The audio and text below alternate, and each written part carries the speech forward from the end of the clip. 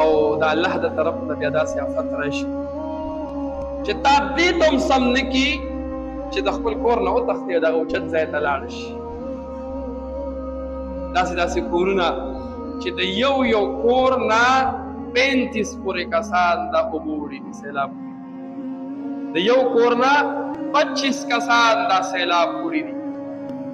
هغه مولانا صاحب هلته کې و مونږ په خپله وي وایي دا چې کله راغی زما د خپلو سترګو لیدلو، وایي زه د خپل کور نه دغه بله ځای ته تللی وم، وایي نه تندر را پرېوتی دی چې اواز یې کړی دی، هېڅ نه دي شوي. د جمعې ورځ ده 9 بجې دي او نری پشم وریږي، لکه څنګه چې زمونږ دلته باران وي خلک په کور کې ناست وي، د باران نه څوک پکې مجبوره چې څوک وي هغه په باران کې هم بهر راوځي، وړې بازار ته لاړ شي، خپل کار له لاړ شي، خپل واښو باړونو ته لاړ شي. وایي 9 بجې دی او نری پشم دی او ناڅاپه بالکل اواز نه ده شوی، تندر نه ده شوی، د ګټو غړار دی د غر د طرف نه، غټ ګټان مخکې دي او اور پسې دي.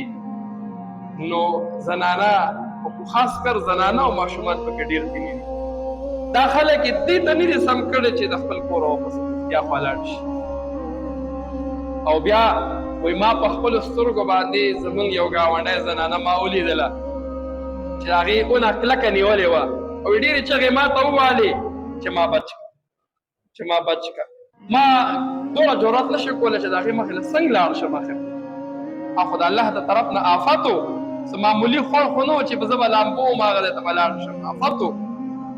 او بیا هغه ګټان کو تاسو به لیدلي په دې موبایلو کې چې هغه د انسانانو د اخوا کولو کار هم نه دی، یو مضبوط جماعت به په جبلونو اړوي، هغه ګټان اوبو چې ځینې هغه د خلکو کورونو ته دننه کړي. هېڅ انسان سوچ وکړي. او بیا یې وایي دا کم کور کې چې واده و په دې کې د اتوار په تېر شوي اتوار په ورځ باندې نیټه ایښېده شوې وه چې په دې به ولیمه لا واده تیار نه و. او د الله قدرت ته انسان وګوري چې الله څوک بچ کوي. دا د چا چې واده و نو دی د جمعې په شپه باندې د فلایټ الله تعالی بچ پاتې کو نو فلایټ یې لیټ شو.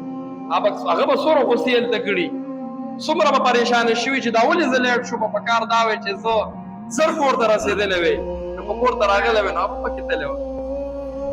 نو هغه چې لیټ شو او سهار الله په 9 بجې چې د سیلاب راغی، د هغه کور 25 افراد 25 کسه او 45 کمرې کور و. دا خلک ټول په ټوله چې دی نو دی دې غاړې ته و د سیلاب، نو بره چت باندې ونو وي. ټولو سوچ وکړو چې یاره هسې نه لاندې اوبه دي چې دا دیوال کښېني دي، دی ولګېد هغه ټول 25 کسان دې غاړې ته راواړېدل چې یاره مطلب ځکه دغه کې غاړه کښېني نو موږ به بچ پاتې شو. الله چې سکول هغه طرف چې کم دی وي دا به اوبه وړي هغه پاتې شو، او چې کم طرف ته خلک راواړېد هغه ټول اوبه وړي. انسان حیران شي واقعي هغه منظر هغه به په هغه خلکو تېر شوی وي او اوس بیا هم تېرېږي، د الله یې پرې تېروي چې هر کس دغه شانتې خوار وزار دغه خپل کور په میدان کې ناست دی او هغه هم دغه وایي زما مړی به دې ګټ کې.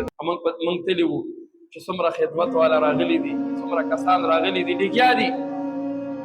یو ځای نه معلوموي چې دې ځای کې بوی دی، هغه خلک لګیا دي ټول راشي لکه دې ځای بوی دی نو ټول راولګي لګیا ګټې لرې کوي نو هغه لګیا د محنت وکړي نو بعضې موقعو کې داسې پاتې شي چې دومره ګټه به ونه هغه یې خو یار زموږ وس نه دی.